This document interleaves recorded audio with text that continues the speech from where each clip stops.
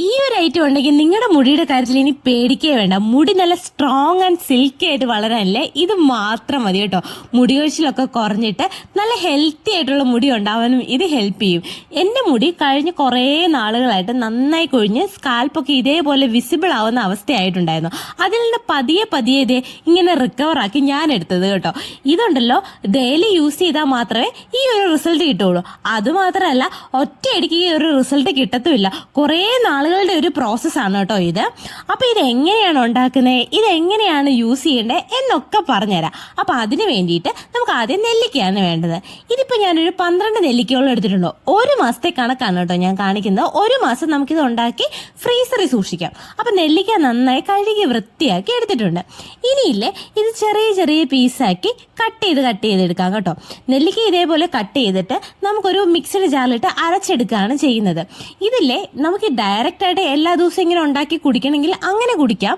പക്ഷേ ഇതിപ്പോൾ എല്ലാ ദിവസവും ഉണ്ടാക്കാൻ ഭയങ്കര ബുദ്ധിമുട്ടല്ലേ. അപ്പോൾ നമുക്കിങ്ങനെ ഉണ്ടാക്കി സ്റ്റോർ ചെയ്ത് ഇങ്ങനെ ഫ്രീസ് ചെയ്ത് വെച്ചാൽ വെള്ളത്തിൽ സാധാരണ പോലെ തന്നെ വെള്ളത്തിൽ മിക്സ് ചെയ്ത് കുടിക്കുമ്പോൾ നമുക്കത് എല്ലാ ദിവസവും ഉണ്ടാക്കുന്ന ആ ബുദ്ധിമുട്ടില്ല. ഇത് നമുക്ക് കഴിക്കാനും ഒരു സുഖം തോന്നും കേട്ടോ. അതിന് അടുത്തതായിട്ട് വേണ്ട ഇൻഗ്രീഡിയൻ്റ് ആണ് കരിവേപ്പില. കരിവേപ്പില അറിയാമല്ലോ മുടിക്കൊക്കെ വളരെ ഗുണമുള്ളൊരു സാധനമാണ്. അപ്പോൾ കരിവേപ്പിലയും നമുക്ക് എടുക്കാം. അപ്പോൾ ഇനി ഒരു മിക്സഡ് ജാറിലേക്ക് നെല്ലിക്കയും കരിവേപ്പിലയും പിന്നെ തേങ്ങാക്കൊത്തും കൂടെ ചേർക്കുന്നുണ്ട്.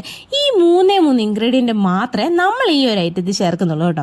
എന്നിട്ട് നമുക്കൊരു 3 ടേബിൾ സ്പൂൺ വെള്ളമാണ് ഞാൻ ഒഴിക്കുന്നത്. 3 ടേബിൾ സ്പൂൺ വെള്ളം മാത്രം ഒഴിച്ചിട്ട് നന്നായിട്ടൊന്ന് അരച്ചെടുക്കുക. നന്നായി അരച്ച ഒരു പേസ്റ്റ് പരുവത്തിലേക്ക് നമുക്കിതെടുത്ത് ഇത് ഇങ്ങനെ കിട്ടിയിട്ടുണ്ട്.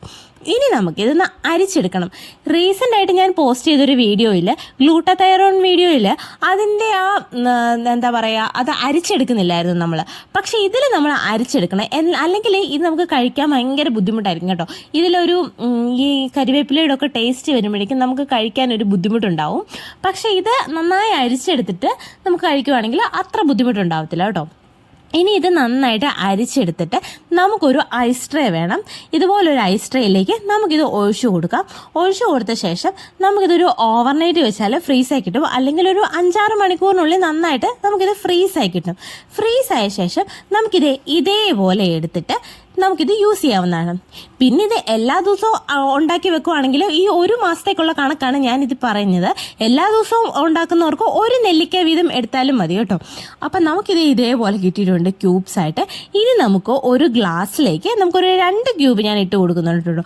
2 ക്യൂബ് ഇട്ടിട്ട് സാധാരണ റൂം ടെമ്പറേച്ചറിലുള്ള വാട്ടറാണ്, അല്ലാതെ ചൂടുവെള്ളമോ അല്ല ഭയങ്കരമായിട്ട് തണുത്ത വെള്ളമോ ഒന്നുമല്ല, സാധാരണ വെള്ളം ചേർത്ത് കൊടുത്തിട്ട് പിന്നെ ഞാനൊരു ടേസ്റ്റിന് വേണ്ടി കുറച്ച് ഹണിയും കൂടെ ചേർക്കുന്നുണ്ട്. നിങ്ങൾക്ക് താല്പര്യം ഉണ്ടെങ്കിൽ മാത്രം ചേർത്താൽ മതി. ഹണി ഇല്ലെങ്കിൽ അത്രയും നല്ലതാണ് കേട്ടോ.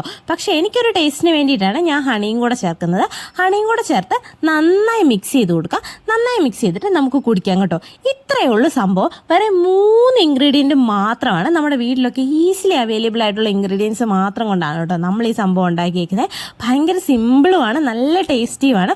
ഒന്ന് ട്രൈ നോക്കുക. ട്രൈ നോക്കിയിട്ട് അഭിപ്രായം പറയണേ.